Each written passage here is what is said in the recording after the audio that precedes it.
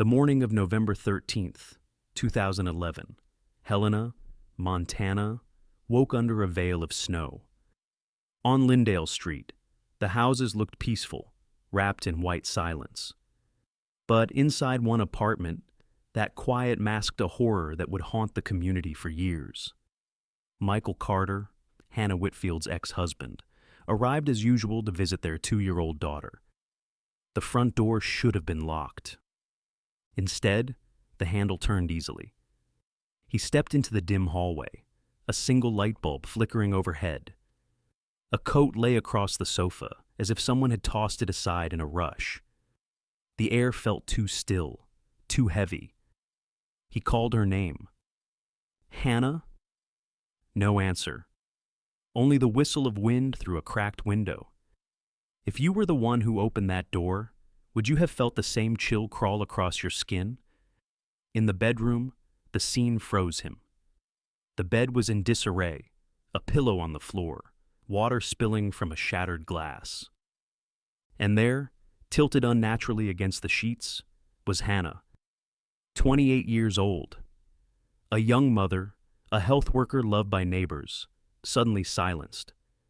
Bruises on her neck, scratches on her arms, the unmistakable marks of violence. Just feet away, her daughter slept soundly in the next room, unaware her mother's embrace was already gone. Police swarmed the apartment. Snow outside preserved deep shoe prints, evidence of someone heavy, someone in a hurry. Inside, investigators collected blood, hair, and fibers. Among them, a foreign DNA sample, a whisper from the killer himself. But in 2011, that whisper found no match. CODIS remained silent. Without a name, the case teetered on the edge of becoming one of Montana's many unsolved tragedies. For the Whitfield family, grief mixed with desperation. For the community, fear spread like frost across windows. If Hannah could be attacked in her own home, who was truly safe? And for investigators, the lingering DNA became the only key, a silent witness waiting to be heard. This story is more than just a murder in a quiet mountain town. It is the story of how science, persistence, and memory can reopen cold case files that once seemed destined to gather dust. If stories like this matter to you, subscribe now, because some cold case files only unlock when more eyes care. Hannah Whitfield's life was not defined by luxury or spotlight, but by quiet resilience. At just 28 years old, she had already endured more challenges than many twice her age. A native of Helena, Montana, she grew up in the shadow of the Rockies, where winters pressed down hard and small, communities leaned on one another to get through. Those who knew her described her as steady, thoughtful, and devoted to the people around her. She was a public health worker at the community clinic, the kind of place where staff knew most patients by name. Her co-workers recalled that she was the one who stayed late to help a nervous mother fill out paperwork, or to comfort an elderly patient whose prescriptions were confusing. Her life outside of work revolved around her daughter, a lively 2-year-old with curls that seemed to bounce with every step. Though Hannah's marriage to Michael Carter had ended, she poured herself into motherhood, determined that her daughter would feel secure despite the fractured home. Neighbors on Lyndale Street often saw her carrying grocery bags in one hand and balancing her daughter on the other hip, managing both with the quiet strength of someone who had little choice but to keep going. The smile she wore wasn't a mask. It was an act of determination. Even when exhaustion traced shadows under her eyes, she greeted those around her with warmth. On the night of November 12th, 2011, Hannah finished another long shift at the health center. It was the kind of workday filled with routine yet heavy demands, patients coughing in crowded waiting rooms, insurance forms stacked like endless puzzles, and the ever-present hum of fluorescent lights. By 7:30 p.m., she clocked out, pulled her coat tightly against the biting wind, and wished her colleagues good night. One coworker remembered her parting words. "See you tomorrow?" Nothing in her voice suggested worry. Nothing in her demeanor revealed fear. To everyone at the clinic, it was just another Friday night. Traffic cameras later showed her car passing a major intersection around 7:45 p.m., headlights cutting through the haze of snow. By the time she reached her apartment, the neighborhood was already quiet, curtains drawn, lights flickering in windows where families settled in for the evening. She parked, carried her daughter inside, and locked the cold night behind her. Around 9:00 p.m., she sent a final text to her friend Sarah Mitchell. "Baby's asleep. Finally, some quiet." It was the kind of message mothers everywhere send, mundane, almost forgettable. But those words would become her last. Inside the apartment, the routine of a single mother unfolded like it had countless times before. A toddler tucked into bed with soft blankets, a bottle of water set on the nightstand, toys scattered in a corner waiting for tomorrow. In the kitchen, a glass filled with water. In the bedroom, bedding turned down for rest. Every detail spoke of normalcy, the comforting repetition of a life not free of struggle but grounded in love and small rituals. Friends later said Hannah was hopeful about the future. Though divorced, she was slowly building independence, balancing her job with motherhood. She had recently started seeing someone new, Ethan Reed, an IT technician who seemed kind, if still a fresh presence in her life. She told her friends she wasn't rushing anything. Her daughter always came first, but it was clear she was cautiously opening herself to the possibility of happiness again. That night, nothing about Hannah's world suggested danger was near. The apartment complex was modest but safe, surrounded by neighbors who waved when she passed. The snow outside muffled every sound, and the only light came from dim street lamps pooling golden circles on the sidewalk. To anyone walking by, the small unit looked like countless others, ordinary, quiet, a place where a young woman and her child could finally rest after a long day. But ordinary evenings can hide extraordinary horrors. Behind the drawn curtains and locked door, the hours between 9:00 and 11:00 p.m. would slip into silence. No phone calls, no more messages, no neighbors recalling a loud cry or shattering noise. Only the wind rattling the window pane and the soft breathing of a child asleep, while just feet away, Hannah's fate was sealed. What began as a night like any other would soon unravel into one of Helena's most haunting tragedies, a story that would echo long after the snow of that winter melted away. When Michael Carter dialed 911 that cold November morning, his frantic voice sent Helena police racing to Lyndale Street. Within minutes, patrol cars lined the block, their flashing red and blue lights slicing through the white haze of snowfall. The normally quiet neighborhood, where children played in yards and neighbors greeted one another at church, now stood frozen in dread. Officers moved quickly, securing the perimeter with bright yellow tape, ordering residents to stay behind their fences. The sense of safety Helena had always clung to was shattered in the glow of emergency lights.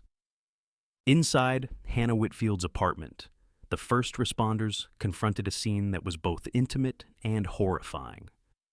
The hallway lights remained on, a coat draped loosely across the sofa, and a shattered glass cup lay near the bedroom. On the bed, Hannah's body bore the unmistakable marks of violence. Her young daughter slept soundly in the next room, untouched and unaware, a haunting juxtaposition of innocence and brutality. As procedure demanded, the Lewis and Clark County Forensic Unit was called in. Their white van pulled up quietly, and technicians stepped out dressed in hazmat suits, rubber gloves, and heavy boots. The team entered with grim focus, cameras flashing in rapid bursts to capture every angle before anything could be disturbed. Nearly 30 separate samples were collected over the course of the day. Shoe prints in the snow outside, preserved in silicone molds. A dark hair tangled in bedding. A faint smear of blood on the bedroom door handle. Glass fragments, water-stained sheets, stray fibers, all meticulously tagged, sealed, and logged. One officer noted the absence of forced entry. The door's lock was intact, windows unbroken, valuables untouched. This suggested Hannah had either known her attacker or felt no reason to fear opening the door.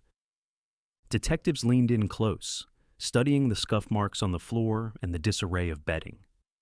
Every detail reinforced what they already suspected. This was not random chaos, but a targeted, violent act. Outside, neighbors whispered through the icy wind, their faces pale as the realization sank in. A woman clutched her child to her chest, murmuring that she had never imagined such a crime could happen here. An older man wiped his eyes, saying Hannah had always been kind and helpful. Fear rippled down the block, growing heavier with each police photograph, each evidence marker placed on the floor. By late morning, Hannah's body was transported to the Montana State Crime Lab in Missoula for autopsy. The mood inside the lab was somber as Chief Medical Examiner, Dr. Richard Carlson, prepared for the examination. With decades of experience, Carlson had seen countless deaths, but a young mother taken from her child carried a particular weight. Under the harsh neon lights, Hannah's pale features reflected the panic of her final moments. Carlson began with an external examination. Clear bruises circled her neck in irregular arcs, consistent with strangulation. The swelling on her forehead suggested blunt force trauma, likely inflicted during the struggle. Small scratches along her arms and wrists revealed her desperate attempt to fight back. These were defensive wounds, undeniable signs of resistance. The possibility of suicide or accident evaporated. What remained was the certainty of homicide. Further analysis uncovered an even deeper violation. Carlson's report documented unmistakable evidence of sexual assault. Samples were carefully collected, sealed in sterile vials, and labeled with precise timestamps. The discovery cut into the forensic team's professionalism, replacing their clinical detachment with quiet outrage. This was no simple killing. It was an attack meant to dominate and desecrate. By the end of the autopsy, the official cause of death was declared: strangulation combined with blunt force trauma.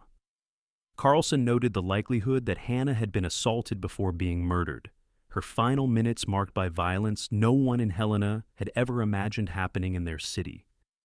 His words carried the weight of an indictment, even before a suspect was named. When the findings reached the Helena Police Department, the atmosphere inside the briefing room turned heavy. Detectives studied projected photos of bruises on Hannah's neck, the swelling on her forehead, and the scratches on her arms. The evidence was clear. This was the work of a violent predator.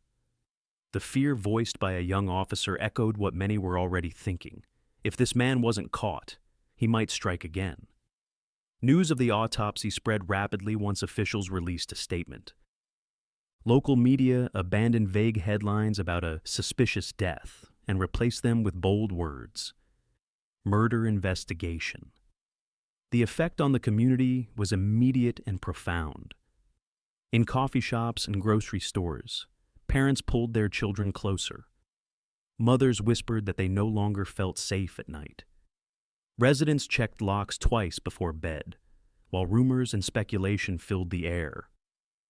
Candlelight vigils soon began outside St. Paul's Church, where neighbors gathered to pray for Hannah and her daughter. Flickering flames glowed against the cold Montana wind, illuminating faces marked by fear and sorrow. Her family stood at the center of each vigil, holding photos of Hannah and pleading for justice. Their grief, so visible and raw, spread through Helena like a shadow. The case that had begun with flashing lights on a snowy street now became Helena's defining wound. What had been a quiet city nestled among mountains was suddenly the site of a brutal murder. The forensic evidence told the story of violence. The community's reaction revealed its cost. For every resident, Hannah's death was not just a crime against one woman, but a rupture in the trust and safety they had always believed in. As the autopsy results made their way back to the Helena Police Department, detectives knew the next step was unavoidable. They had to focus on those closest to Hannah Whitfield. In cases like these, answers are often found within a familiar circle. Loved ones, friends, or acquaintances who had access to her home and her trust became the first names written on the whiteboard inside the investigation room. At the top of that list was Michael Carter, Hannah's ex-husband. Their divorce had finalized less than 2 years earlier, and though they worked to share custody of their young daughter, tension simmered beneath the surface. Court records showed bitter disputes over visitation schedules, moments where both Hannah and Michael expressed frustration. Detectives knew custody battles can sometimes fuel dangerous emotions. When Michael sat down in the cold interrogation room, the lights above humming faintly, he looked exhausted. He hadn't slept in days. His voice cracked as he explained that, on the night of November 12th, he was at his parents' house in northern Helena. He insisted he never left. Still, the detectives pressed him on details. Did he still harbor feelings for Hannah? Was the custody fight making him resentful? Michael shook his head, staring at the table. "We had differences," he admitted quietly, "but I never wanted anything bad to happen to her." Eights. His words sounded heartfelt, yet investigators couldn't afford to take emotion at face value. They needed facts. The scratches on his timeline, the motive embedded in custody tension, it all painted Michael as a man under serious suspicion. The second person of interest was Ethan Reed, Hannah's new boyfriend of just a few months. A 32-year-old IT technician, Ethan seemed like the supportive partner friends said Hannah needed. But his alibi was fragile. He told police he had been watching a basketball game with friends at a local bar, leaving around 11. P.M. The problem was that his friends weren't close companions, just casual acquaintances. Their testimonies were vague, and no receipts confirmed Ethan's presence at the bar. Detectives noted how his eyes darted away whenever the timeline between 9, U0 and 11, U0 P.M. was raised. If you were in that interrogation room, would you believe his story? Or would the evasive glances and shaky alibi convince you something darker was being hidden? With Michael and Ethan at the center of attention, police also examined outsiders in the area who drew suspicion. One was Douglas Doug Harper, a drifter known for rummaging through trash near Lyndale Street. Multiple neighbors reported seeing him the night of the murder. When questioned, Doug admitted he had been in the neighborhood but denied ever entering Hannah's home. His nervous demeanor, combined with his transient lifestyle, made him an easy target for suspicion. Detectives collected his DNA and compared his shoes to the prints found outside Hannah's apartment. Days later, the results were clear. No match. Doug was released, exhausted, his reputation further damaged by whispers that followed him around Helena. Another name surfaced in late November. Travis Cole, a 29-year-old struggling with meth addiction. Residents claimed they had seen him wandering the area around the time of Hannah's death, even knocking on doors begging for money. He became a person of interest, and when interrogated, his erratic behavior raised more suspicion. But once again, science closed the loop. DNA testing cleared him entirely, eliminating him from the suspect list. Each elimination narrowed the focus back to Michael and Ethan. To the public, this felt inevitable. Communities often look first at ex-husbands, boyfriends, or men with close ties. Yet, despite hours of questioning, no confession came. Both Michael and Ethan offered DNA samples, fully aware the results might vindicate or implicate them.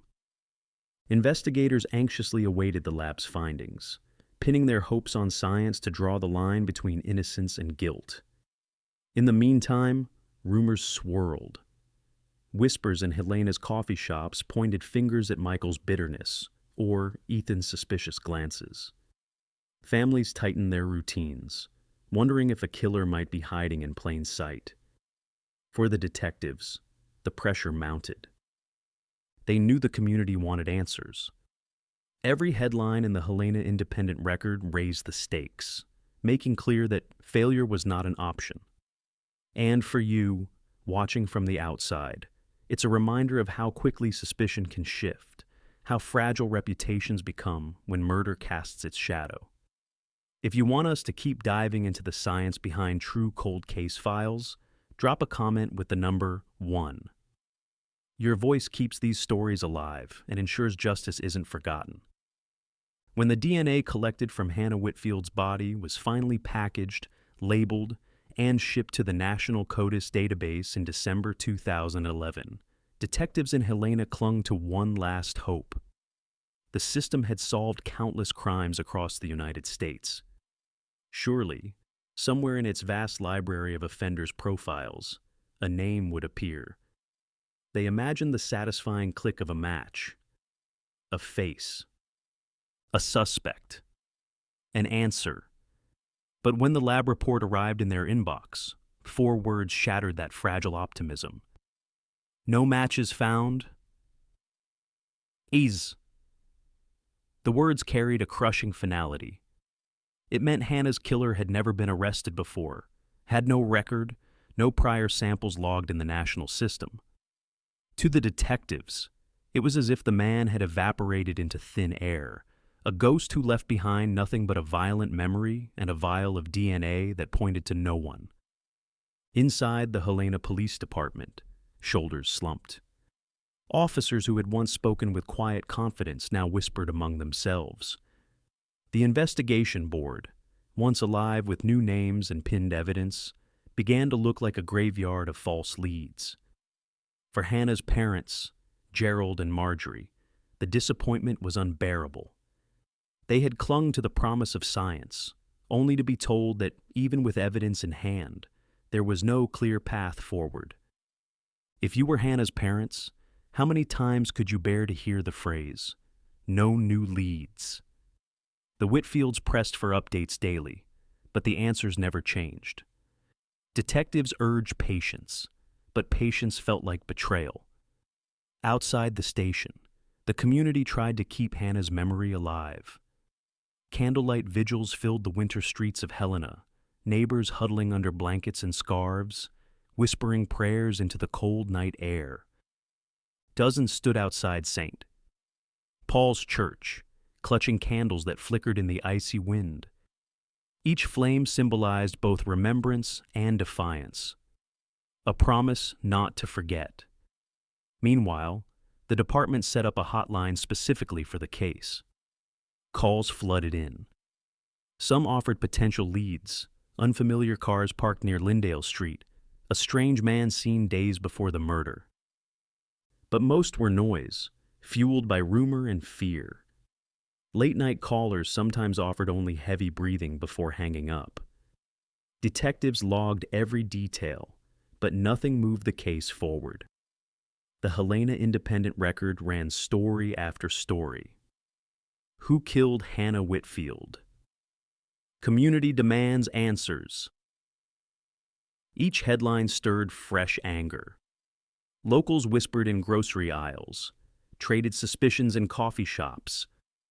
Some still blamed Michael, the ex-husband.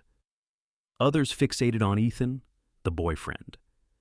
Many feared that if DNA couldn't solve it, nothing would. And as winter turned to spring, the once intense investigation began to lose momentum.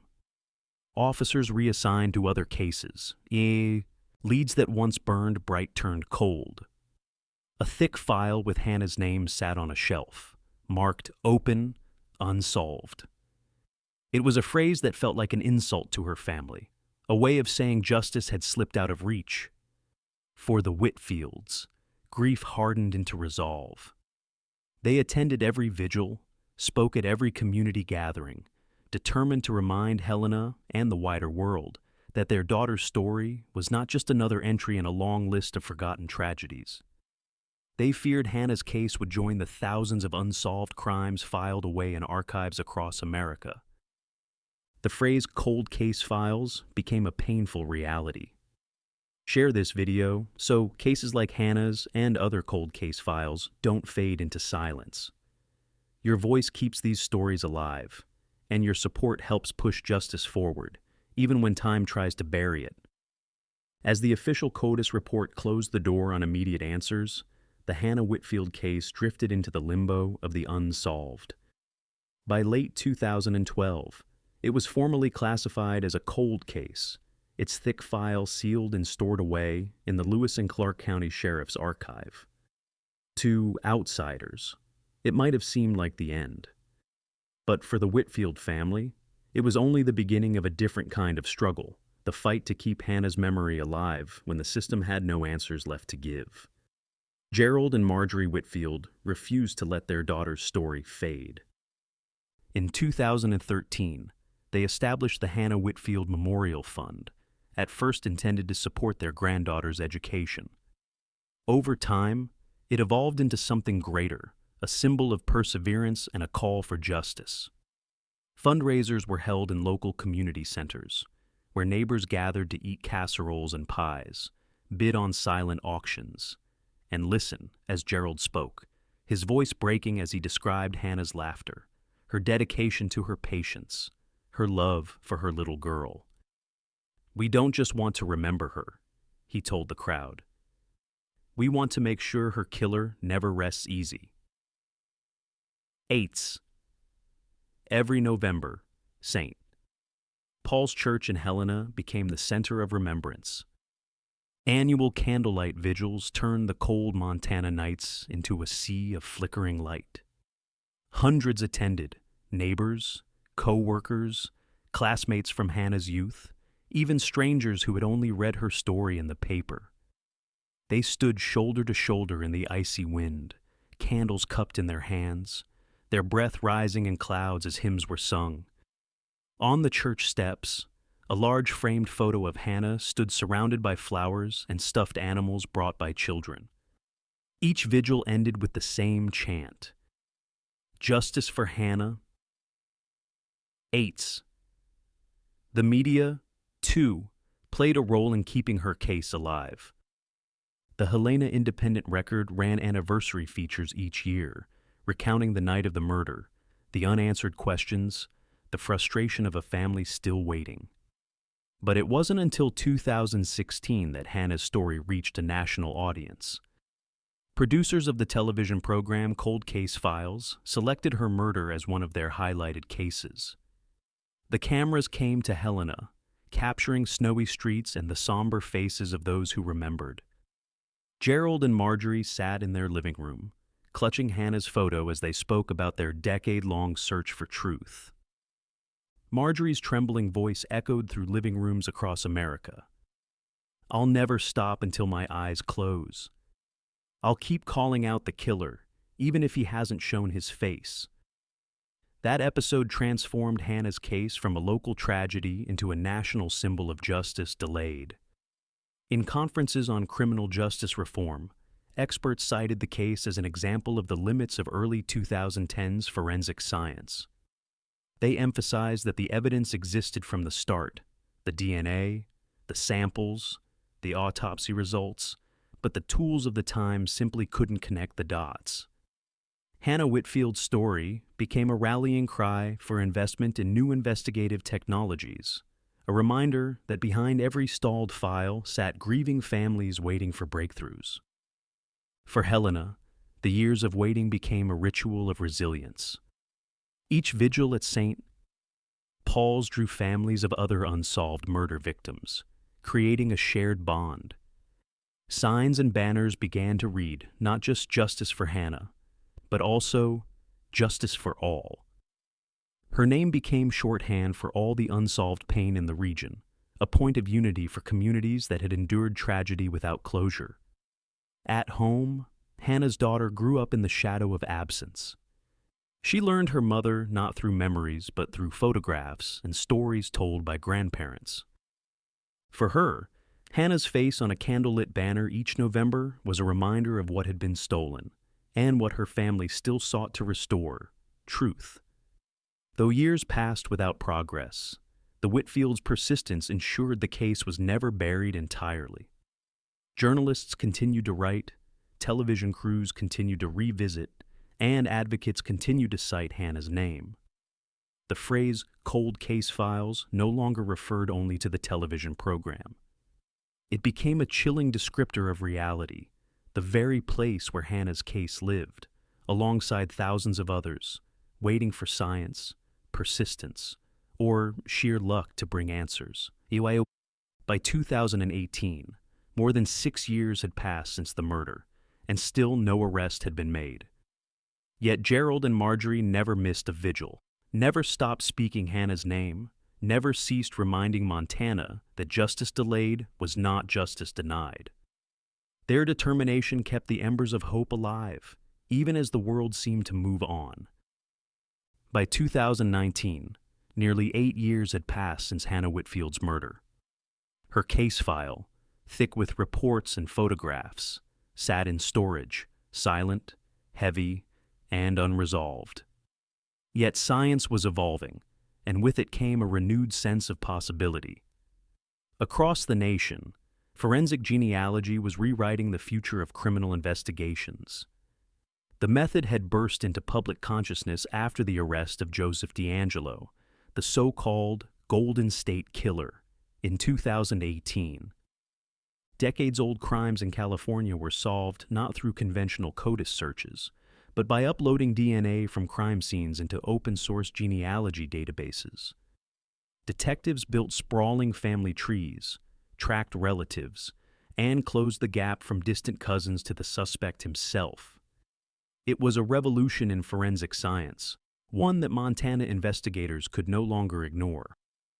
That same year, the Montana State Crime Lab in Missoula officially adopted forensic genealogy for cold case work.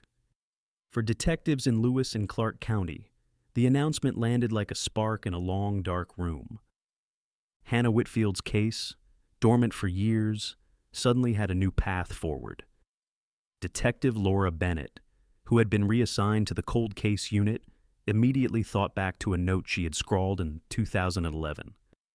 The killer left DNA. Don't forget. She carried Hannah's photo on her desk, a reminder of unfinished business. Now, for the first time in nearly a decade, she felt she had the tools to bring that DNA to life.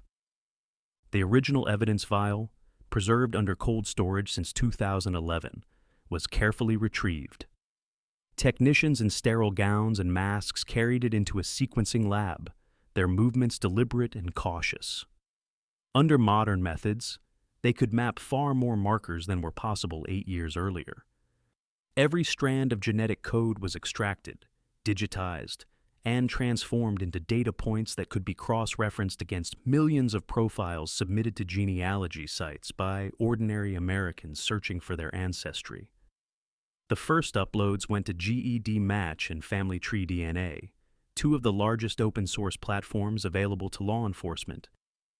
Analysts gathered around glowing monitors as the results began to appear.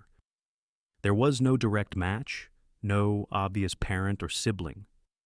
But the algorithms detected something critical: partial overlaps with distant relatives, third cousins, or beyond. It was the faint outline of a puzzle, the starting edges of a family tree. Building that tree required painstaking research. Genealogists and detectives combed through census records, birth and death certificates, marriage licenses, even newspaper archives from the early 20th century. From a handful of names, a vast network of connections began to take shape. Branches spread across Montana, Idaho, and Wyoming, narrowing only when they intersected with men who had lived in or near Helena in 2011. Detective Bennett watched the board in her office fill with names and red strings connecting generations. Each ancestor led to another possibility, each distant cousin a potential stepping stone toward the killer. What once felt like a locked door now looked like a hallway slowly opening, revealing paths never before considered. For the Whitfield family, news of the new technique was both hopeful and painful.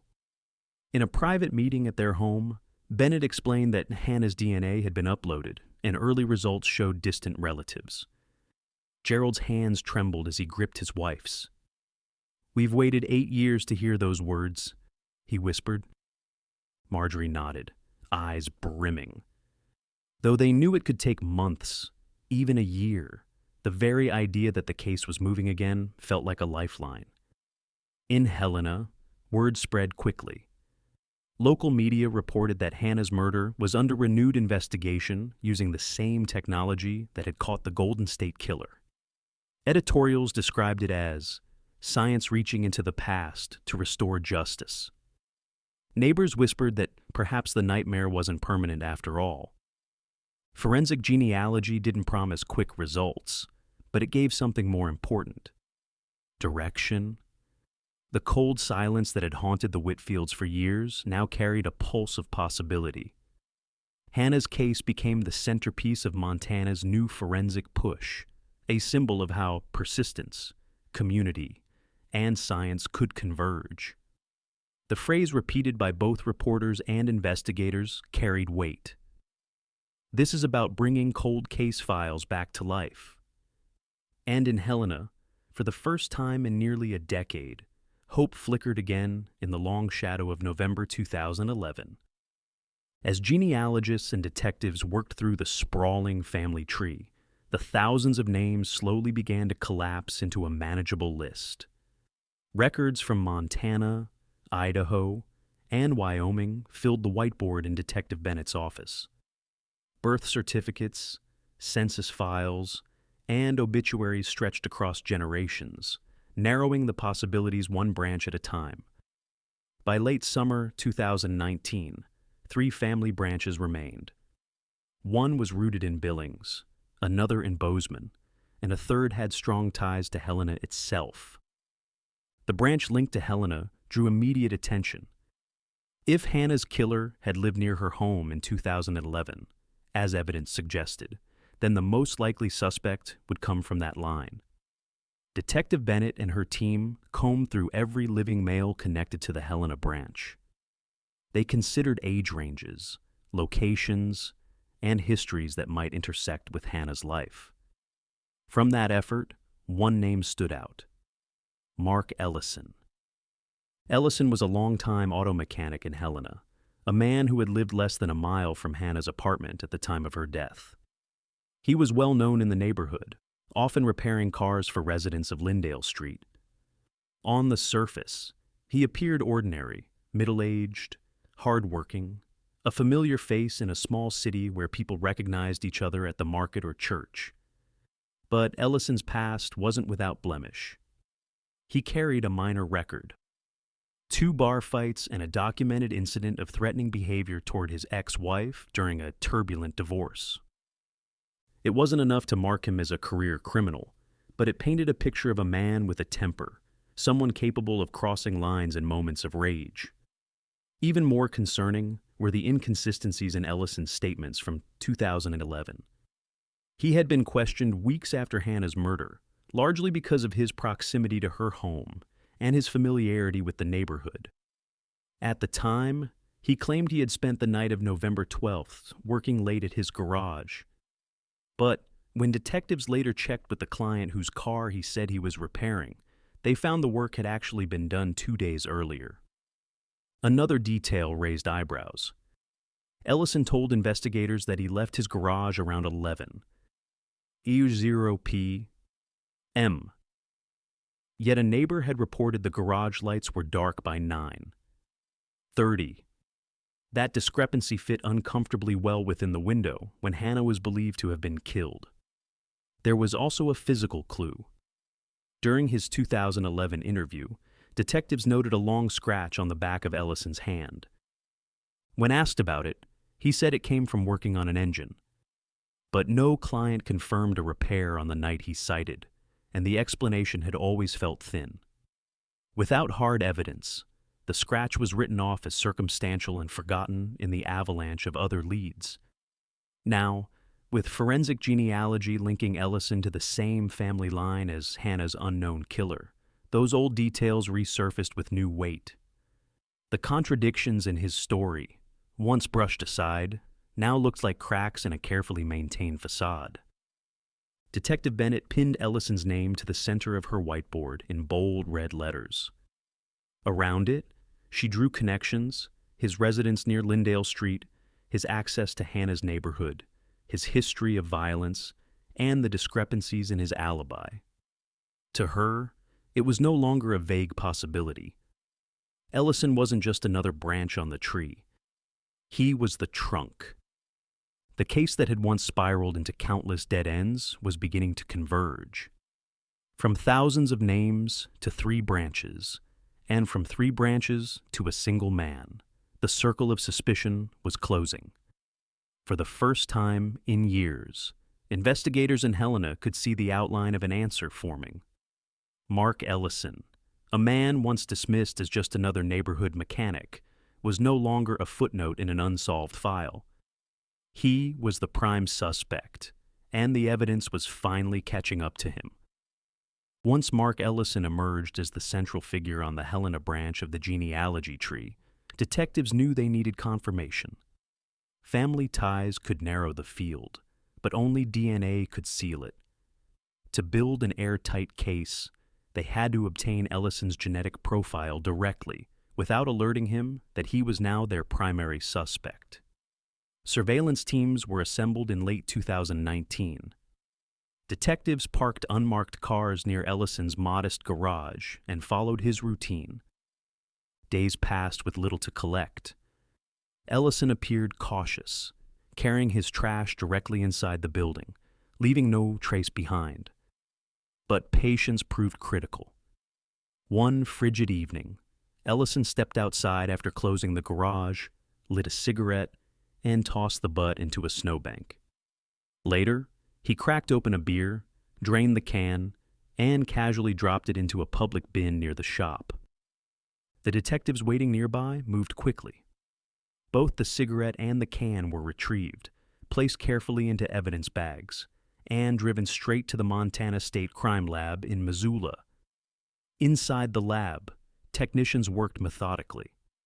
The cigarette filter was swabbed, the rim of the beer can scraped for saliva. DNA extraction protocols were followed with precision.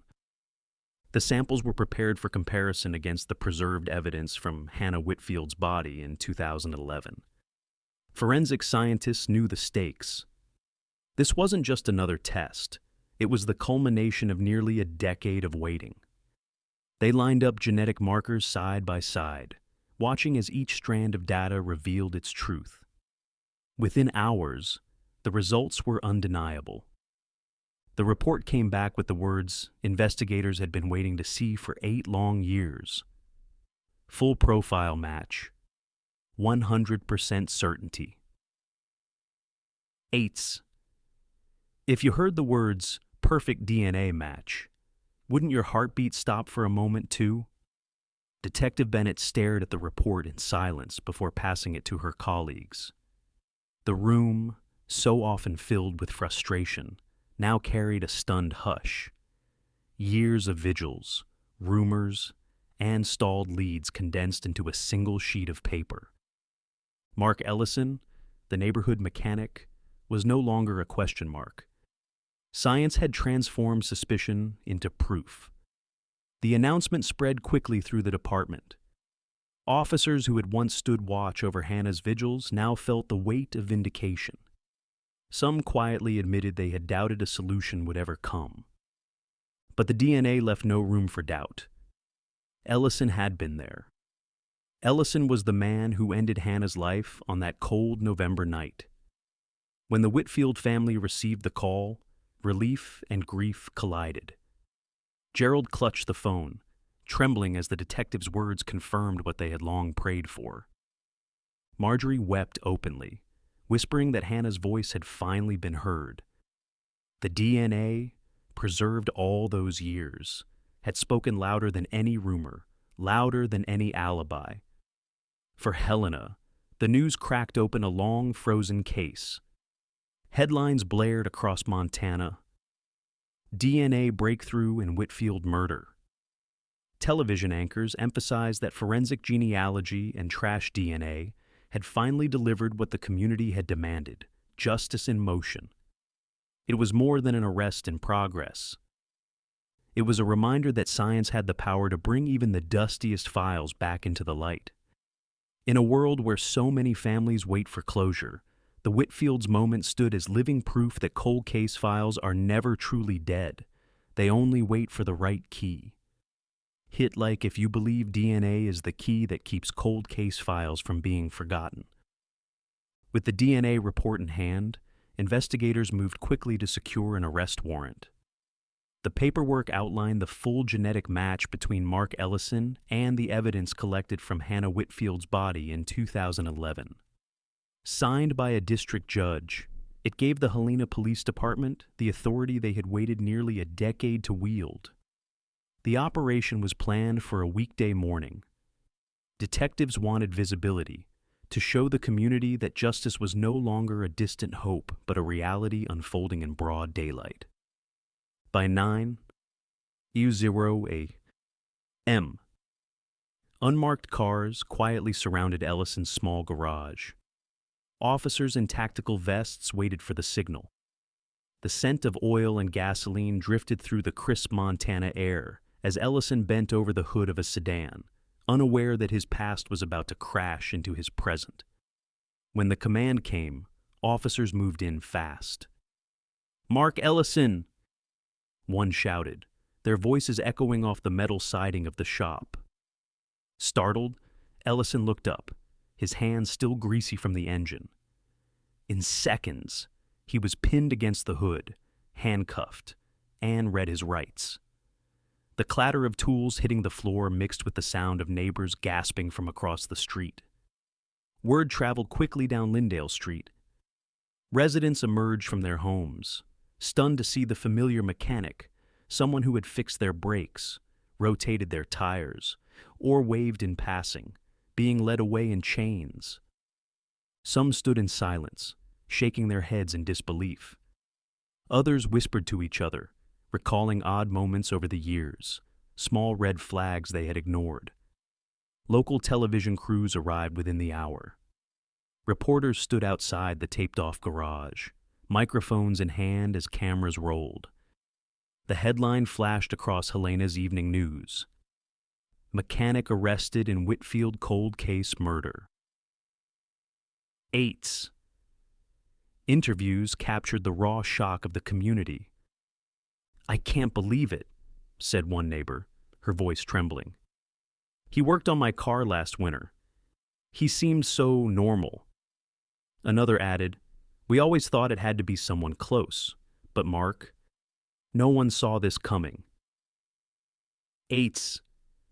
For law enforcement, the arrest marked both triumph and caution. Detectives knew DNA evidence was overwhelming, yet they also understood the trial ahead would be grueling. They gathered every file, every photograph, every interview from 2011 to ensure no detail could be challenged. The community's eyes were now fixed on them, expecting nothing less than a conviction. The Whitfield family received the call mid-morning. Gerald's voice cracked when he repeated the words to his wife. "They've arrested him." For Marjorie, it was as though years of tension in her chest released at once. She broke down in tears, whispering that Hannah's spirit could finally rest. But alongside the relief was fresh grief, confirmation that someone they had once passed on the street, a man who lived within walking distance of their daughter's apartment, had been the one to destroy her life. That evening, Helena gathered once again outside St. Paul's Church. This time, the vigil was different. The candles were still there, but so were smiles mixed with tears. Signs read, "Justice for Hannah," not as a demand, but as a declaration. The air carried not only sorrow, but also vindication. Still, the shock lingered. How had Mark Ellison lived freely among them for so long? How had he laughed with neighbors, repaired cars, and walked the same streets without suspicion clinging to him?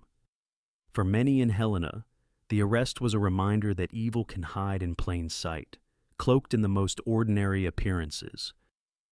As Ellison was transferred to the county jail, escorted by deputies in plain sight of news cameras, the case that had haunted Helena for nearly a decade shifted into its next chapter. The community had its suspect, the family had its measure of justice, and the courts would soon have the task of transforming evidence into a verdict. Mark Ellison's first hours in custody unfolded in the stark, windowless interrogation room of the Lewis and Clark County Sheriff's Department. A single metal table, 2 chairs, and a video camera mounted in the corner bore silent witness as detectives entered with thick folders stacked high with nearly a decade of evidence. Ellison sat hunched forward, his grease-stained hands clasped together, eyes darting from the fluorescent lights above to the mirrored wall opposite him. He had worked on engines his whole life, but now he was the one under the hood, his story taken apart piece by piece. From the start, he denied everything. He insisted he had nothing to do with Hannah Whitfield's death, repeating that he had been at his garage that night in 2011. When pressed on inconsistencies, he shifted. At one point, he claimed he had left early to visit a friend. Minutes later, he said he had gone home to watch television. Detectives quietly noted the contradictions, letting him dig the same hole he had opened years before. After hours of circular denials, Detective Laura Bennett placed a DNA report in front of him. The page glowed under the interrogation light, black ink spelling out the result that had cracked the case open. Her voice was steady, deliberate. "Mark, DNA doesn't walk from your garage to her body. You were there." "Eights!" Ellison stared at the paper, his jaw tightening. For a long moment he said nothing, his silence heavier than the words that came before. Finally, he muttered that he didn't know how it was possible, that maybe someone else had planted it, that science couldn't be trusted. The detectives exchanged glances. They had heard every excuse in the book. Still, Ellison refused to confess. He clung to denial, even as the walls closed in around him. The cigarette butt, the beer can, the perfect match to the DNA found on Hannah, none of it could be explained away. His shifting stories revealed more than he intended. Fear, desperation, and the crumbling facade of a man exposed. By the end of the session, detectives walked out with no admission of guilt, but they didn't need one. The evidence in their hands was stronger than any words Ellison could offer. As prosecutors prepared their case, a picture of motive began to take shape, one that tied Hannah Whitfield to Mark Ellison long before the night of her murder. Weeks before her death, Hannah had taken her car to Ellison's garage for a minor repair.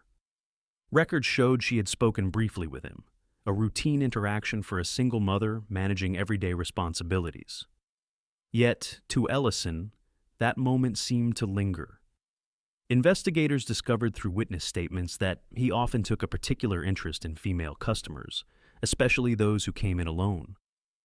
Former employees described his tendency to hover, to comment in ways that felt less professional and more intrusive. At times, his gaze seemed fixed on women longer than comfort allowed. Neighbors later reported that in the weeks leading up to November 12th, 2011, Ellison had been spotted walking the streets near Hannah's apartment late at night. Some assumed he was heading home from the garage. Others remembered feeling uneasy, noting how his presence seemed to stretch beyond coincidence.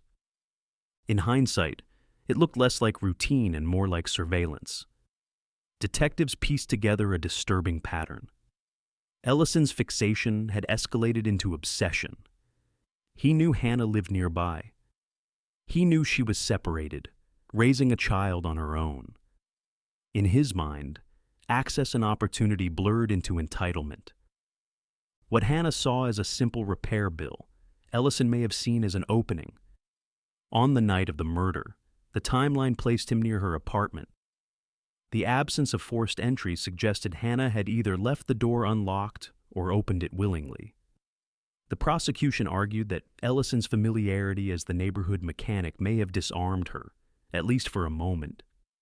If someone knocked on your door that late, would you have opened it? Forensic details filled the rest of the picture. The bruising, the blunt force trauma, the signs of assault, each pointed to violence rooted not only in rage, but also in possession. Ellison wasn't a stranger breaking into random homes.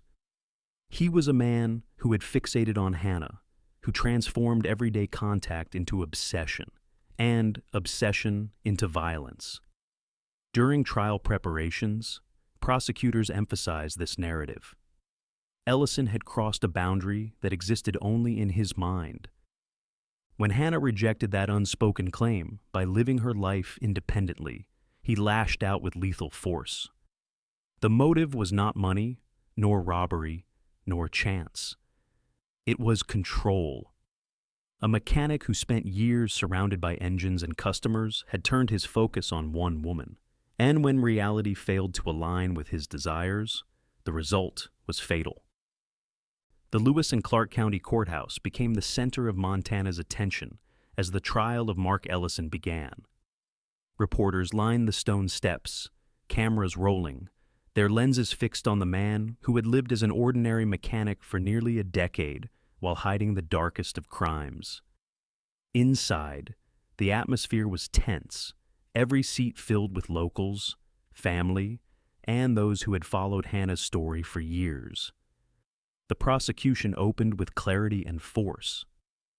"DNA doesn't lie," Prosecutor David Harmon told the jury, his voice steady.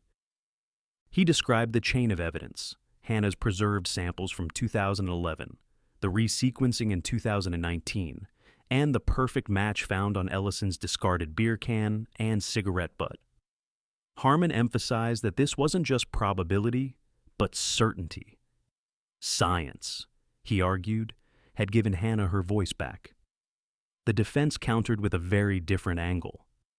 They didn't deny DNA was found. Instead, they argued over legality and privacy. Ellison's attorney claimed that using open-source genealogy databases crossed ethical boundaries. "Our client never consented to his relative's DNA being used against him," the lawyer said. "If this precedent is allowed, any of us could be implicated through a cousin or distant family member. This is bigger than one trial. It's about your rights." 8. The courtroom became a battlefield between two visions of justice. The prosecution insisted the evidence was airtight. That forensic genealogy was the very reason unsolved murders could now be closed.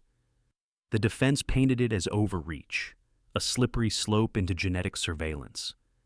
Observers scribbled notes as the argument swirled. Justice versus privacy, innovation versus intrusion. Witnesses were then called. A neighbor testified about seeing a man in a green mechanic's jumpsuit near Hannah's alley in late October 2011, a detail that now gained chilling weight. A former co-worker recounted Ellison's crude remarks about female customers, highlighting his pattern of obsession. The most powerful testimony came from Dr. Angela Cross, the Montana State Crime Lab expert. Calmly and precisely, she walked the jury through the DNA process, explaining how the samples matched with no room for doubt. "A perfect 100% correlation," she said. "The probability of this belonging to anyone else is astronomically impossible." 8. The jury also watched portions of Ellison's 2019 interrogation. His shifting stories, his visible unease, and the detective's piercing reminder, "DNA doesn't walk from your garage to her body," left a heavy impression. The man who once denied everything now appeared cornered, his words faltering on screen. Outside the courthouse, the debate spilled into public spaces. Editorials questioned whether forensic genealogy risked privacy, while others praised it as a breakthrough that gave victims like Hannah justice at last. Many noted that, without it, her murder might still sit gathering dust among other cold case files, unsolved and silent. As the final arguments concluded, both sides had laid bare their philosophies. For the prosecution, it was about honoring a young mother's stolen life through undeniable science. For the defense, it was about protecting the principles of privacy even in the face of monstrous crime.